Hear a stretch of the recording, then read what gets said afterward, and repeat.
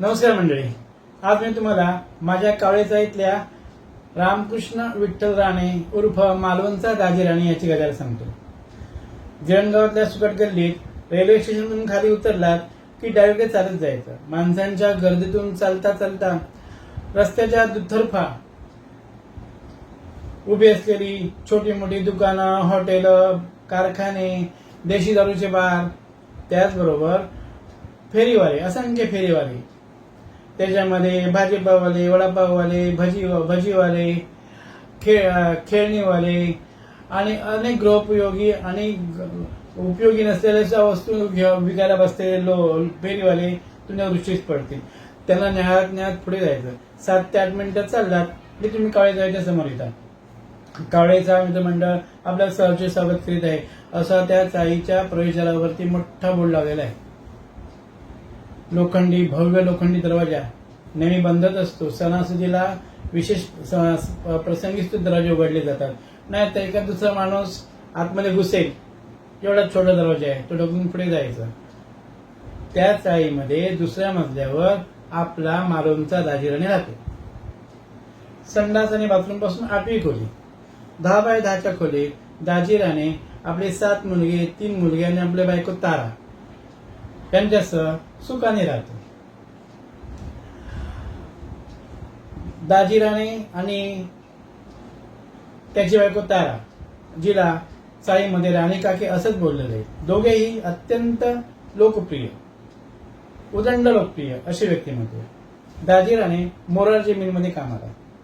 सदांकाला 3री पाळी, छल्ली पाळी म्हणजे फर्स्ट शिफ्ट, सेकंड शिफ्ट आणि थर्ड शिफ्ट म्हणजे छल्ली पाळी. रात्री कामावर जायचं, सकाळी घरी यायचं. आज सुद्धा 7-7:30च्या सुमारास 3री पाळी करून दाजी घरी आला. फुटा चहा घेतला म्हणजे कोरा चहा, बिन दुधाचा चहा घेतला. थोडा वेळ बसला आणि झोपी गेला. 10-11च्या सुमारास सुटला. आंघोळ केली, देवाची पूजा केली, आसपासच्या झिलग्याने भेटला,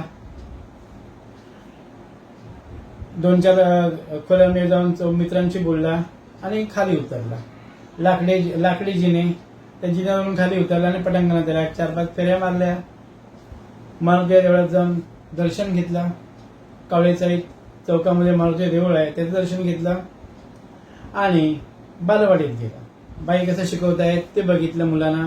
लहान मुलांनी 1-7 नमस्ते असं दाजीला वंदन केलं. दाजी खुश झाला, बाहेर आला. व्यायामशाळेत पोरं व्यायाम करत होती, त्याच्याकडे लक्ष टाकलं आणि वरती आला. तोपर्यंत जेवायची वेळ झाली होती. राणी काकीने आज अगदी माशांचा बेत केला होता. मासे म्हणजे दाजीचा जीव की प्राण. दाजीच्याच कशाला, पूर्ण राणी कुटुंबीय माशांसाठी वेळ पिसाळलेलं असतं. आज तर बांगड्यांचा बेत होता. राणी काकीने बांगड्याचं सार केलं होतं आणि थोड्या सुरमईच्या तुकड्या तळल्या होत्या. जवला तोंडाला लावायला ठेवला होता. भात, भाकरी, जवला आणि कांदा, लिंबू, माशाचा सार, सारातला बांगडा, तळलेल्या सुरमईच्या तुकड्या आणि हे सगळं स्टीलच्या ताटात वाढलं. त्या आणि गळू तांब्या पाणी प्यायला ठेवला आणि म्हणाले, मी जरा जाऊन येते घरवाल्यानं, तुम्ही जेवा. दार ओढून राणे काकी निघून गेले. दाजीच्या तोंडाला अगदी पाणी सुटलं होतं आणि पोटाला भूक लागली होती. तो पटकन धोतर चालून बसला, तांब्यावरती हात ठेवला आणि बांगड्यांचा आस्वाद घेऊ लागला. इतक्यात काही जेवताव या शिवाच्या आवाजाने दाजीने मुंडी वरती केली तर शिवा माडे दरवाजा किलकिला करून मुंडी बाहेर काढून विचारत होता, काय जेवताय का? दाजीला राग आला. ही पनमती जेवताच कुठून आली? मग पण रागाने तो बोलला, नाही पेटी वाजवते. जेवतही नाही, पेटी वाजवते, दिसतंय ना. काय दाजी, चांगला शान भुरकताव, जेवताव, मावरा पडलाय त्याच्यावर ताव मारताव आणि म्हणताव पेटी वाजवताय. डोसक्या बिस्क्या फिसाकला काय? काल जाबरा बरोबर भांडण तर नाही झालं ना गिरणीमध्ये? दाजीची मस्करी केली शिवाने, पण दाजी भडकलाच. माझा डोका फिसकला नाही शिवा, तुझा डोसका फिरला. तुका दिसता ना जेवता इथं, तुका बघत नाही काय? तुका जेवता तर तू ये, आमच्यात 10-11 हो, आमका जड नाही हो आहे तो बा. आणि हादळ कसो? दाजी तावताने बोलला, पण शिवाला ते खूप लागलं. दाजी असं काय बोला नको, मी ऐकतो बा, आणि तुझ्या घरात कशाला जेवायला येऊ? तुम्हाला सोमवार नाही, मंगळवार नाही, शनिवार नाही, जेव्हा बघावा तेव्हा आपला मावराच खाता, वशाड खाता. शिशी अंगाने बाबा माहित. शिवा नाक दबीत बोलला, मग माका नाटका शिकवू नको तुम्ही सोमवारी उपवास करशात, मंगळवार उपवास करशात, आणि बुधवारी बकरो आणून लपून लपान छपान खाता. आमका माहित नाही, सगळे नाटकं माहितच. दाजी फंकराने म्हणाला, दाजी अशी मस्करी करू नको, मी वारकरी माणूस आहे. आम्हाला गोड केली आवडतात, डाळिंब, सफरचंद, मोसंबी, दूध, शिरा, शिकरण हे आमचं आवडीचं. आम्हाला तुझं काय जेवण, तुझा राग येतो तर मी आपला जातो, असं बोलून दाजी दरवाजा बंद करून निघून गेला. दाजी असतच परत जेवणावरती तुटून पडला. 4-2 घास पोटात जात आहेत तोपर्यंत आई मेरे पडले गे असं राणे काकीच्या आवाजाने अख्खी कावळीचा हादरली. जो तो आवाजाच्या दिशेने म्हणजे संडासाच्या दिशेने धावला. बघतात तो काय, महाकाय राणे काकी एखादा वटवृक्ष उन्मळून पडावा तशी संडासच्या दरवाज्यातच आडवी झाली होती. राणे काकीला झालं काय? भूतबाधा झाली, हार्ट अटॅक आला, चक्कर आली की कोणी मारलं, कोणाला काहीच कळेना. आपापल्या परीने जो तो, कोण पाणी बसतोय, कोण काकीला वारा घालतोय, कोण गुळ चाटवतोय, जिभेवरती ठेवतोय, कोण उचलायचा प्रयत्न करतोय, असं चाललं होतं. दाजी हातातला घास ताटात टाकून तसाच ठेवून पटकन तिथे धावला. तारग्याला पडलेलं बघून त्याचा जीव कालवला. काय गो तारग्या, कसं पडलंस तू? दाजीने तिला जवळ घेत विचारलं. काय करतो घरवाल्यानं कोणीतरी काही चाल दरवाज्यात टाकते का, हाडकान पडलंय मी. राणी काकी कन्नत बोलली. त्याबरोबर त्या सालीकडे त्याचं लक्ष गेलं. दाजी भडकून उठला. कोणात फटकीचा दुखणा भरला, त्या फटकेचं वाकू भरलो, हात पाय तुटले की काय, त्या केळीची साल टाकू रस्त्यात, त्या कथ्याचं डबोला दिसलो. तीळ पापड झाला त्याच्या अंगात आणि बडबडायला लागला. तोंडात अगदी पट्टाच सुरू केला. नको त्या शिवाच्या तोंडून पडायला लागला आणि लोक ऐकायला लागले. सगळी चाहती ते जमा झाली होती. करायचं काय? बघताय तो काय करायचं काय? अशी भांडणं झाली. तळत खालून कुडाचा सकाराम सावंत उर्फ सख्या वरती आला. तिसऱ्या राहणारा त्याने वाकून बघितलं. म्हणतो, दाजी कोणाक गाळी घालतेस रे? कोणाक म्हणजे काय? ज्यांना साल टाकली येते का? तू टाकलेस का? तो दाजी म्हणतो, नाही बाबा. सख्या म्हणतो, मी नाही बाबा. मग तू निघून थांब. बघ ज्यांना साल टाकल्या तो कसं वाटण्यासोबत तुटत गाई लागते ना, तेव्हा भांडा घेतलो माझ्या बरोबर. त्याची वाट बघतोय मी. पण सख्याला थांबायला वेळ नव्हता, कारण हातात इसवणची पिशवी होती, मासे होते. तो आपला पटकन पिशवी घेऊन वरती गेला, कारण यांचं नेहमीच असं त्याचं म्हणणं.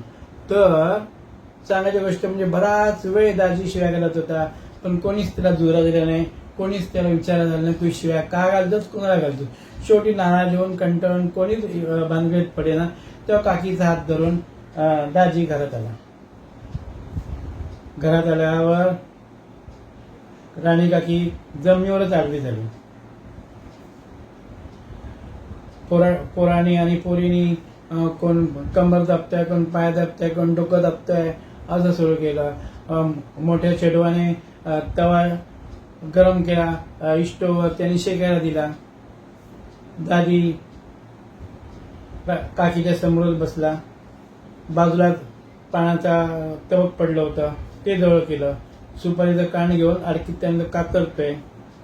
आणि त्याने विचारलं काकीला, तारग्या माका एकदा तो भेटा खोय होतो, कळा खोय, नाव जरी कळलं तरी चालत, कोणी ती साल टाकली असं कुठले ना घावऱ्या, काही विचारू नको.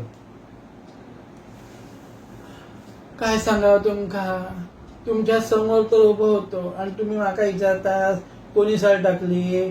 राणी काकी कन्नत बोलली. काय माझ्या समोर उभं होतो? दाजीने आश्चर्याने विचारलं. होय तर तुमच्या समोर उभं होतो. नाव तर सांग त्याचा. कोणतो?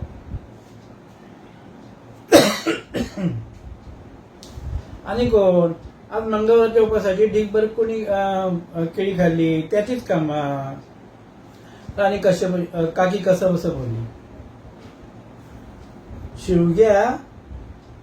शिवग्या मडका तूच ना? आता माझी लाईट पेटली. दाजी चमकला. होय तर तोच तो, त्याचीच कामाती. राणी काकीने दुजरा दिला. त्याबरोबर हातातलं सुपारीचं खाण आणि अडकित्ता दाजीने तपकात टाकला. उभा राहिला. संतामाने थरथरत त्याने धोत्राचं कासोटा घट्ट बांधला. दरवाजा थाडकन बाहेर आला आणि शिवग्याच्या दरवाजात हजर झाला आणि त्याने शिवग्याला आव्हान दिलं. शिवग्या बाहेर पड. शिवा महाडिक नुकताच फळा टोपून गोक्षी घेण्याच्या बेतात होता. पण दाजीची हे आरोळे ऐकून त्याला आश्चर्य वाटलं. त्याने दरवाजा जरासा उघडला आणि बसलं विचारलं, दाजी काय झालं? ही काय बोलवायची वेळ आहे का? भेटायची वेळ आहे का? आणि असं बनवतात का? त्याबरोबर दाजी म्हणाला, शिवग्या हाडका खाते तुझ्या हाडका, पहिलं बाहेर ये. त्याबरोबर शिवा हाडकाच्या लक्षात आलं की काहीतरी बिनसलेलं आहे. तो बाहेर आला. दाजी ही काय बोलायची पद्धत आहे का? काय केलं मी? काय केलं? संडासच्या दरवाज्यात केजी साल कोणी तू टाकलंस? तुका डबको नाही दिसलो कचऱ्याचं? काय मी कचऱ्याची साल टाकलंय? मग कोणी टाकली? शिवा म्हणाला, मी नाही टाकली बाबा. मग बाल्या बानकोट्या तूच टाकलंस. तुझ्या कोणाचीच काम नाही. आज केळी खांदर तूच असस मंगळवारचं. ना रे बाबा मी नाही टाकली. शिवग्या मुटको मारीन तुझ्या नाकावर, नाक फोडीन. तुझ्यामुळे माझी बायको पडली. दाजी काय वाटेल ते बोला नको. शिवा सुद्धा पेटून उठला. बानकोट्या बाल्या तुका धडो शिकवतोय मी. दाजी भडकून बोलला. ए मालोनी येड्या. शिवा सुद्धा आता भडकला. मालोनी येड्या कोणाला बोलला? दाजीने दडावून विचारलं. तू ना. शिवाने बिंदकच सांगितलं. मग जा तू पुन्हा. असं म्हणून डोळ्याचं पातळ लवते न लवते तोच दाजीने चित्त्यासारखी झेप घेतली शिवावर. पण शिवा माडे कबड्डी खेळणार होता. पटकन खाली बसला आणि त्याची झेप चुकवली आणि शिवाची झेप पडली भिंतीवर. त्याचं टाळकं आपटलं भिंत आणि ठाळकन तो विवळत खाली पडला. त्याबरोबर शिवाने त्याचे दोन्ही पाय पकडून उभा राहिला. दादीची हालत अशी झाली की खाली डोकं आणि वरती पाय. आता करावं काय? पण डोळ्याचं पातळ लवते तोच कबड्डी आणि हुतुतू खेळणाऱ्या दाजीने दोन्ही पायांची कैची शिवाच्या मानेमध्ये घातली आणि कर्कसून आवडायला सुरुवात केली.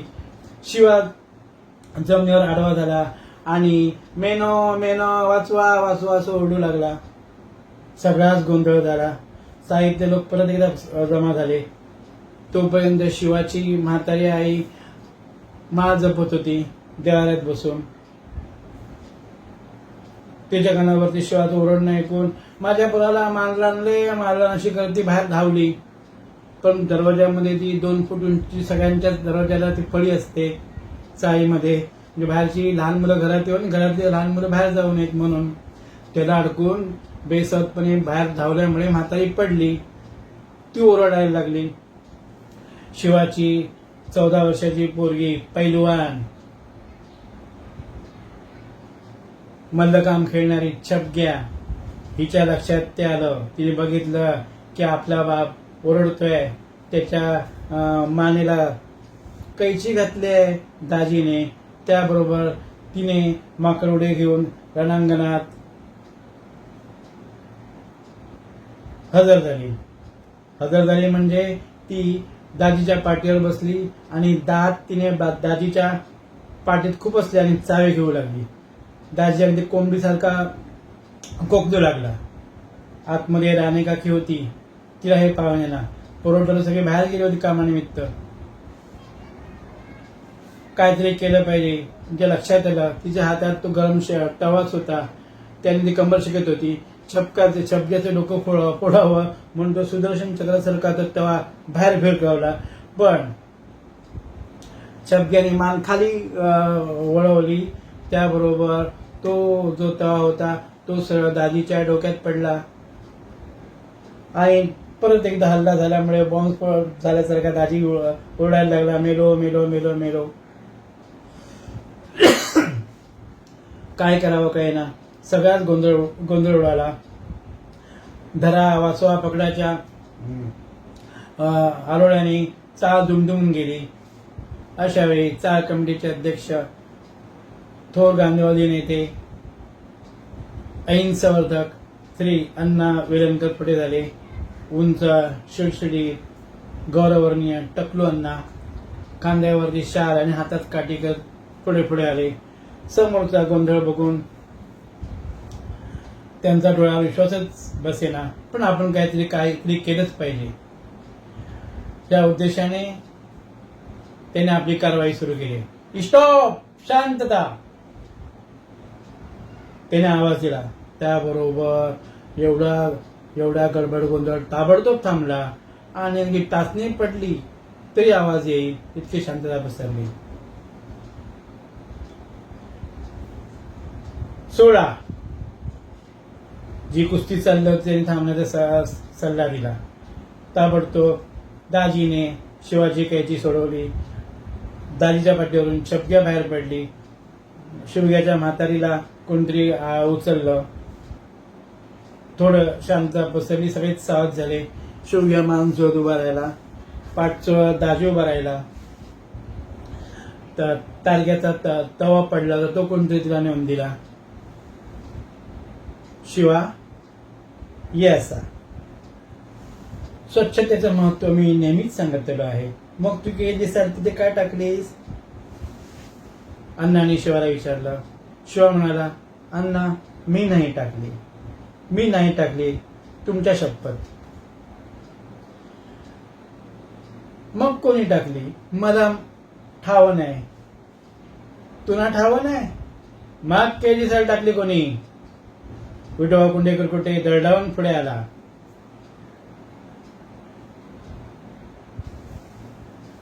मी नाही टाकली विठोबा, तुझी शपथ घेतो. तू सगळ्यांचीच शपथ घ्या आणि सगळ्यांनाच मार.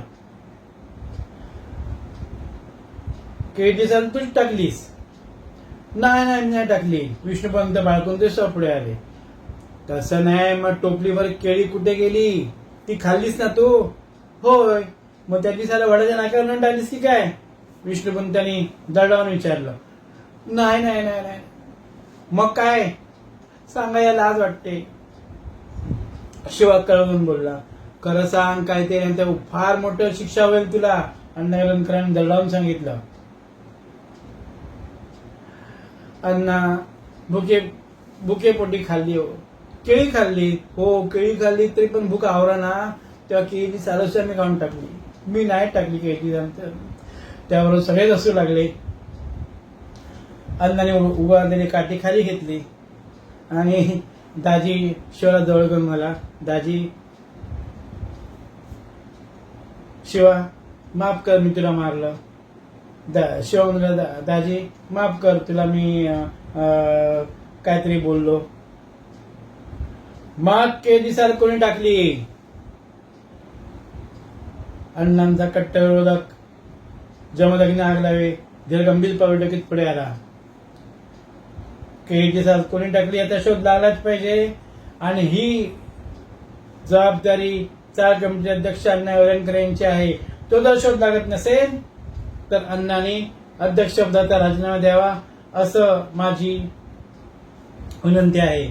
विनंती म्हणण्यापेक्षा मागणी आहे. जमदग्नी आग लावेच्या धारदार आवाजाने सगळ्यांनाच चेव आला. विष्णुपंत बाळकुंद्रेने सुद्धा विचारलं, जर कोणीच कीडसाठी टाकली नसेल तरी सवाल आली कुठून? पाकिस्तानने.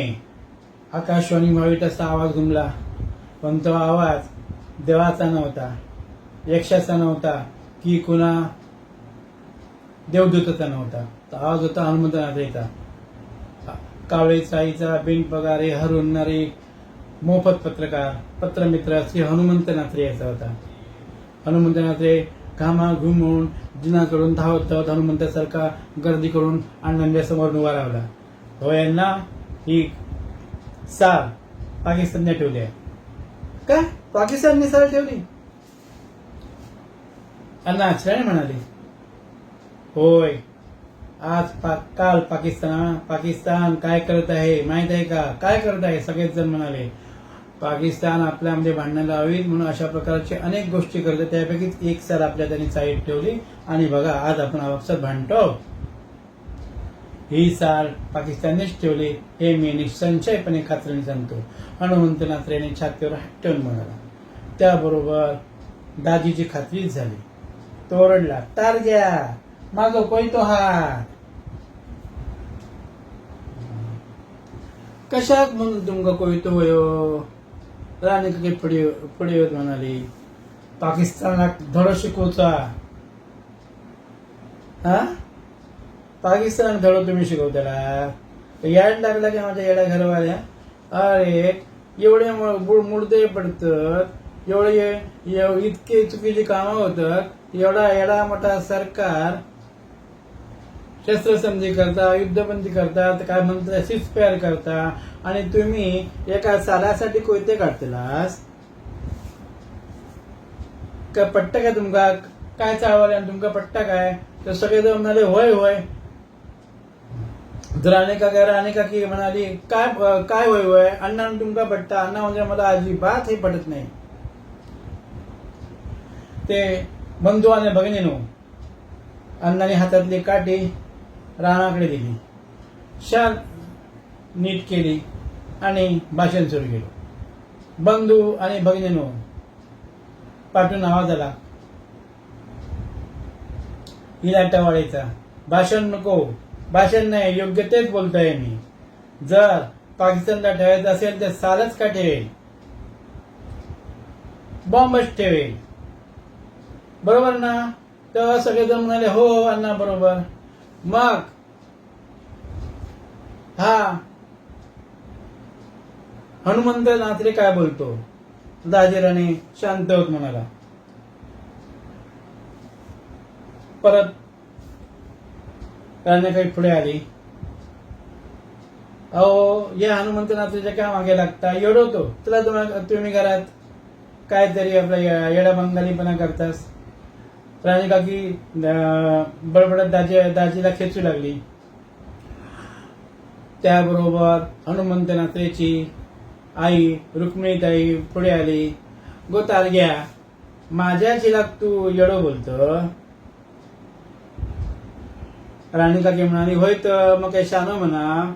अगो तारग्या ह्यो इतको माझो झेल शिकलो, कॉलेजात शिकता, पुस्तकं वाचता आणि पेपर वाचून तुमका बातम्या देता आणि त्या काय येडो बोलत? येडो नाही, पुरो खुळा तो दिवाना झालो. समजलं काय? पाकिस्तान साल्टो गिला बोलता. राणे काही भडकून बघी. तारग्या तोंड सांभाळून बोल. तू काय मी धडो शिकवेन? होय शिकवतेल. शिकव बघूया. त्याबरोबर रुक्मिणीताईने आपला बदल कोचला आणि तिचं आव्हान झेलून राणी काकीने आपलं दुःख विसरली आणि रुक्मिणीताईवरती चाल केली आणि बायकांचं झेंगट सुरू झालं आणि पुरुषांचं संपलं. धन्यवाद.